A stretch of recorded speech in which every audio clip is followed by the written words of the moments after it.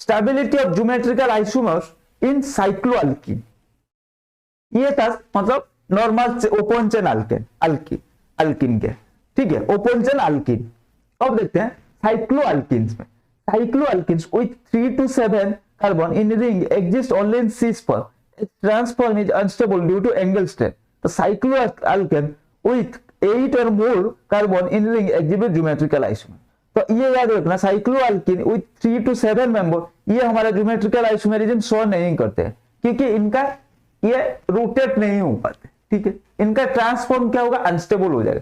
लेकिन 8 और उससे ज्यादा है अगर रिंग आ जाएगा, उनमें क्या है, उनमें वो काबिलियत है, वो रोटेट सिस एंड ट्रांसफॉर्म में एग्जिस्ट कर सकते हैं। देखो number of carbon in the ring in the cycloalkane ring 8 to 11 एक लेते हैं एंड 12 एंड मोर लेते हैं, ठीक है, दोनों केस हम कंसीडर करते हैं। 8 to 11 member cycloalkane so cis trans isomerism, but cis isomer are more stable for 8 to 11 membered cycloalkane because they are not large enough to form trans isomer due to less flexibility।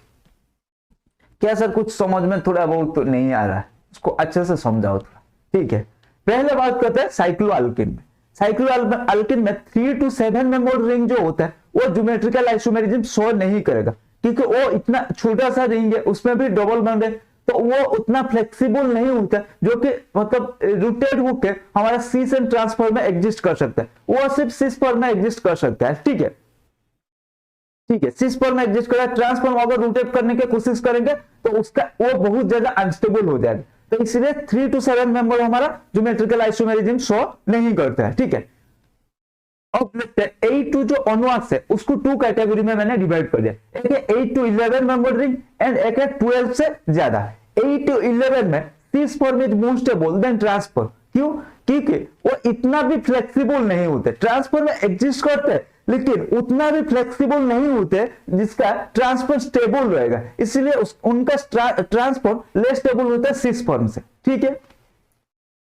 ये confuse मत हो जाना, sir आपने बोला ये वाला ring ये हमारा ज्योमेट्रिकल आइसोमेरिज्म, मतलब आपने बोला 3 member ring geometrical isomerism show नहीं करेगा। अरे बेटा ये रिंग शो नहीं करेगा, ठीक है, मैंने नहीं बोला ये जो ग्रुप लगेगा वो शो नहीं करेगा, ये रिंग शो नहीं करेगा। अगर ऐसा रिंग दिया है ये रिंग हमारा शो नहीं करेगा, 4 मेंबर रिंग ये रिंग शो नहीं करेगा, ठीक है। चलो इसी खुशी में आगे बढ़ जाते हैं। देखो यहां पर देखो कैसे सिस ऑक्टेन ये है ट्रांसक्शन, मतलब डबल बॉन्ड के थ्रू रोटेशन हुआ है, लेकिन हमारा मैंने बताया ये अनस्टेबल है, ठीक है, क्योंकि 8 मेंबर रिंग इतना भी फ्लेक्सिबल नहीं है, तो सिस ऑक्टेन मोर स्टेबल, ट्रांसक्शन less stable. For 12 member ring onwards trans isomer are more stable than cis isomer because they are large enough to form trans isomer easily due to flexibility। तो 3 to 7 geometrical isomerism show नहीं करेगा।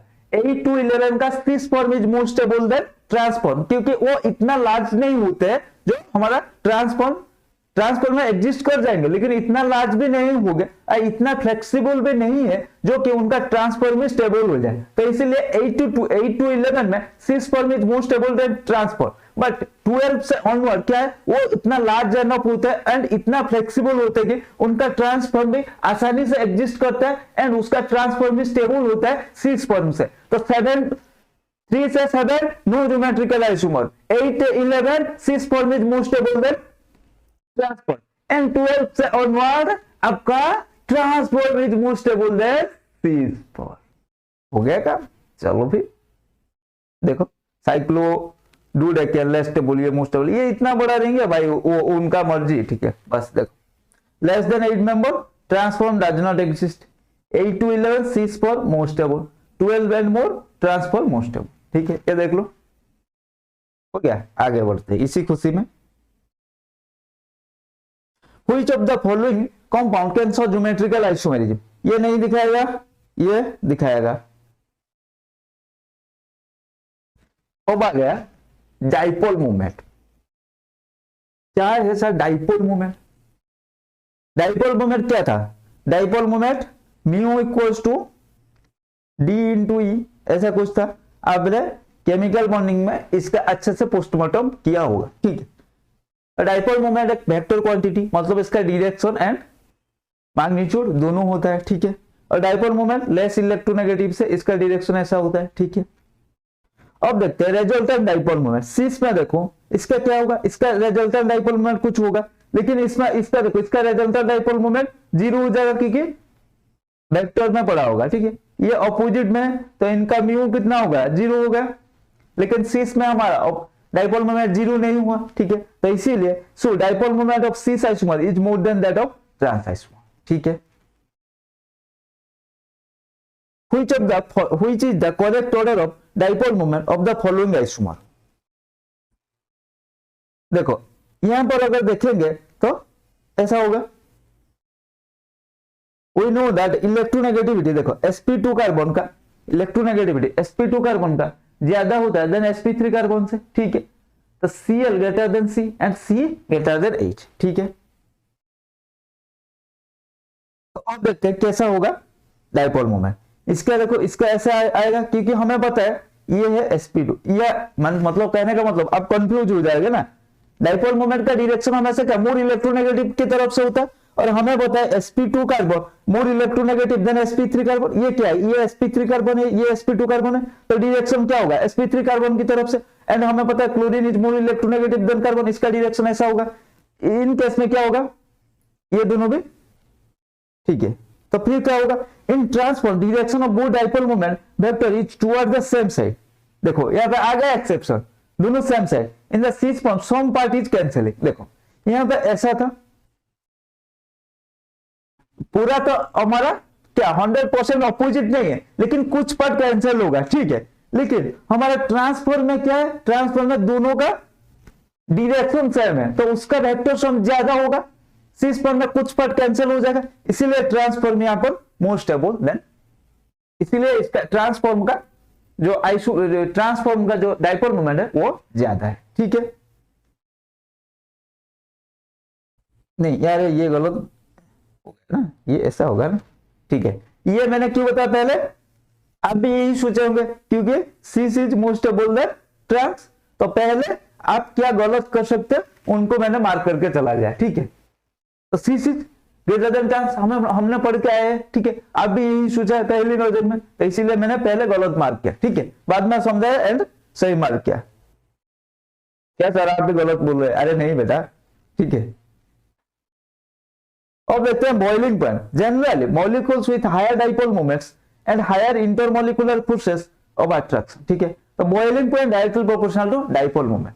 इनका कहने का मतलब है generally सीस isomer का जब हमने पढ़ के आया, सीस आइसोमर है more boiling point than trans isomer because of polarity. तो जनरली डाइपोल मोमेंट जिसका ज्यादा होता है उसका बॉइलिंग पॉइंट ज्यादा होता है। अगर बॉइलिंग पॉइंट सीस ट्रांस में पूछ लेगा तो आपको अल्टीमेटली डाइपोल मोमेंट की तरफ भागना है, ठीक है। देखो यहां पर अगर सेम ग्रुप है ना, मतलब सिमेट्रिकल अल्कीन है, ठीक है, मतलब सेम ग्रुप है।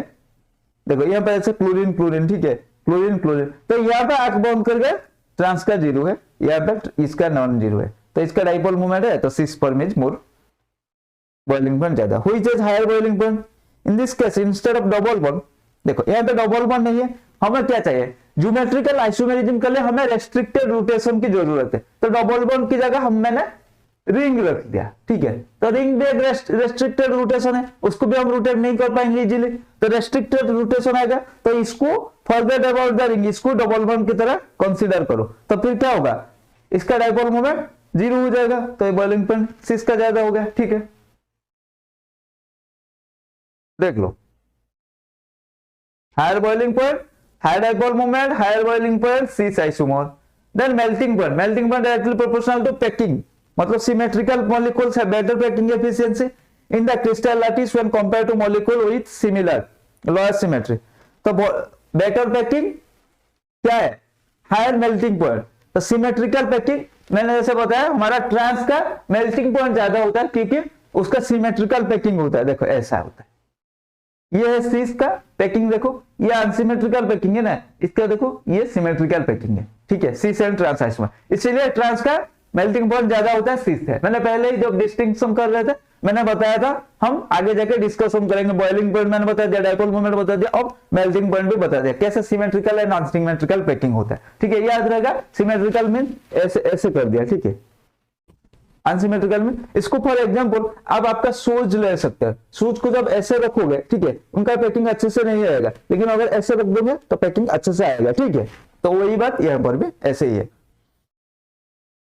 देखो इन जनरल फिर सर इन जनरल क्या है, एक्सेप्ट लड़कियों की बातें की तरह गोल गोल घुमाती है, एक्सेप्शन के नाम पे सबका पसीना छुटाती है, ठीक है। तुझे जो ना समझे एक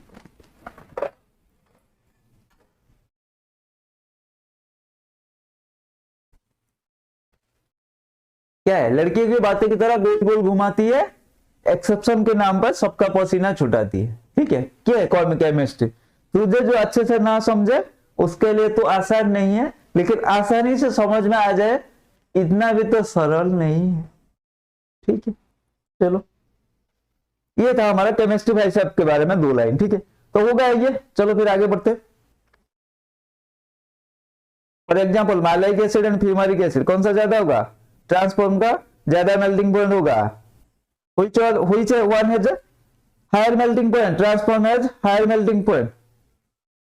Then solubility, like dissolved like polar compound is soluble in polar solvent, तो generally solubility water directly proportional to dipole moment, like dissolve like polarity का ये क्या universal rule, like dissolve like, ठीक है। सेम के साथ सेम के साथ ऑपोजिट नहीं है यार, सेम के साथ सेम, पोलर के साथ पोलर, नॉन पोलर के साथ नॉन पोलर। तो पोलैरिटी जनरल के डाइपोल मोमेंट इंक्रीजेस तो पोलैरिटी इंक्रीजेस, वाटर एक पोलर सॉल्वेंट है तो वाटर में सॉल्युबिलिटी अगर चेक करेंगे तो directly proportional to dipole moment होगा, जिसका जितना डाइपोल मोमेंट ज्यादा होगा उसका पोलर उसका वाटर में सॉल्युबिलिटी उतना ज्यादा होगा, ठीक है। समझ में आ जाएगा। तो म्यू सिस ग्रेटर देन म्यू ट्रांस, तो सॉल्युबिलिटी ऑफ सिस आइसोमर ये याद रखना इन वाटर, ठीक है, ये इन वाटर, ठीक है। वाटर एक पोलर सॉल्वेंट है तो वाटर में सॉल्युबिलिटी चेक करने के लिए डाइपोल मोमेंट जिसका ज्यादा होगा उसका वाटर में सॉल्युबिलिटी ज्यादा होगा, जनरली सिस का डाइपोल मोमेंट ज्यादा होता है तो वो ज्यादा पोलर होता है तो वो वाटर में मोर सॉल्युबल होगा इन कंपेयर टू ट्रांस, ठीक है। समझ में आ गया, क्योंकि जनरली ट्रांस का पोलैरिटी क्या होता है, जनरली ट्रांस का डाइपोल मोमेंट 0 होता है, ठीक है, कुछ एक्सेप्शन उसके साथ जुड़ा हुआ है। Which of the following is higher solubility, कैसे करेंगे इसको, कैसे करेंगे फिर हम चेक करेंगे, क्या चेक करेंगे भाई, बता क्या सर मैं बताऊंगा, देखते हैं क्या है। तो पहले इसका ऐसे होगा, इसका ऐसे होगा, ठीक है, इसका यहां जाएगा, इसका ऐसे जाएगा, क्योंकि ये sp3 कार्बन है, ये sp2 कार्बन है, ये sp2 कार्बन है, लेकिन इसके साथ कार्बोनिल जुड़ा है ना, तो इसका डाइपोल मोमेंट तो मतलब इसका इलेक्ट्रोनेगेटिविटी ज्यादा है, तो हमारा डाइपोल मोमेंट का जो डायरेक्शन है ऐसे होगा, समझ में आएगा। तो यहां पर देखो इस कंपाउंड में क्या है, दोनों सेम साइड में है, तो इसका डाइपोल मोमेंट ग्रेटर होगा इससे, क्योंकि यहाँ पे कैंसिल 0 तो नहीं होगा लेकिन कुछ पार्ट कैंसिल हो जाएगा, तो डाइपोल मोमेंट अगर इसको 1 दूंगा इसको 2 दूंगा, dipole moment of 1 greater than dipole moment of 2, ठीक है। समझ में आएगा, क्योंकि इनका डायरेक्शन सेम है दोनों का, यहाँ कैंसिल मतलब थोड़ा बहुत कैंसिल हो जाएगा, ठीक है। मतलब इसका 0 तो नहीं होगा लेकिन थोड़ा बहुत कैंसिल हो जाएगा, लेकिन इसका कैंसिल नहीं होगा क्योंकि दोनों ही सेम डायरेक्शन में जा रहे हैं, ठीक है। अच्छा सर, तो फिर इसका डाइपोल मोमेंट ज्यादा होगा, जैसे ही डाइपोल मोमेंट ज्यादा हुआ तो वाटर में, ये जो क्वेश्चन पूछ रहा है इन वाटर, ठीक है, पोलर सॉल्वेंट में, ठीक है। तो डाइपोल मोमेंट ज्यादा हुआ मतलब पोलैरिटी ज्यादा हुआ, पोलैरिटी ज्यादा हुआ मतलब वाटर में सॉल्युबिलिटी ज्यादा हुआ या नहीं? हाँ जी सर बिल्कुल हुआ। चलो फिर आगे भागते हैं इसी खुशी में। Net dipole moment is non zero for the compound 1 for dichlorobenzene, 6 dichloroethane, trans 1 2 dichloroethane, ठीक है। ने डाइपोल मोमेंट 0 बोला, 1 for dichlorobenzene and trans 1 2 dichloroethane both have same atoms opposite to each other, hence इसका dipole moment देखो, इसका तो देख के पता चल रहा है इसका इन दोनों का डाइपोल मोमेंट 0 ही होगा, ठीक है। बट 6 का नहीं हुआ एंड इसका डाइपोल मोमेंट 0 नहीं होगा। ये क्वेश्चन मैंने किसी में करवाया था, जरूर था, किसमें करवाया था मैंने, जब हम जीओसी का रिवीजन सेशन कर रहे थे। देखो ये बड़ा मजेदार क्वेश्चन है। यहाँ पे अगर क्लोरीन लगा देंगे तो फिर ऐसे हो जाएगा डाइपोल मोमेंट, मतलब 0 हो जाएगा, ठीक है। लेकिन वही अगर OH लगा देंगे, OH एक लीनियर स्ट्रक्चर नहीं है, ये ऐसा स्ट्रक्चर है OH SH, ठीक है, ये लिनियर स्ट्रक्चर नहीं है, ऐसा स्ट्रक्चर है। ध्यान से देखिए तो इनका कुछ ना कुछ डाइपोल मोमेंट रहेगा, ये डाइपोल मोमेंट जीरो नहीं होगा। लेकिन अगर यहाँ पे OH की जगह क्लोरीन लगा दूं या CN लगा दूं, वो लिनियर कंपाउंड हो जाएगा, उनका डाइपोल मोमेंट जीरो हो जाएगा। लेकिन अगर OH ऐसे ये वगैरह लगा दूंगा तो उनका डाइपोल मोमेंट जीरो नहीं होगा, क्योंकि वो लिनियर स्ट्रक्चर नहीं होते। क्या सर सॉन्ग की तरह बोल दिया, कोई नहीं, चलो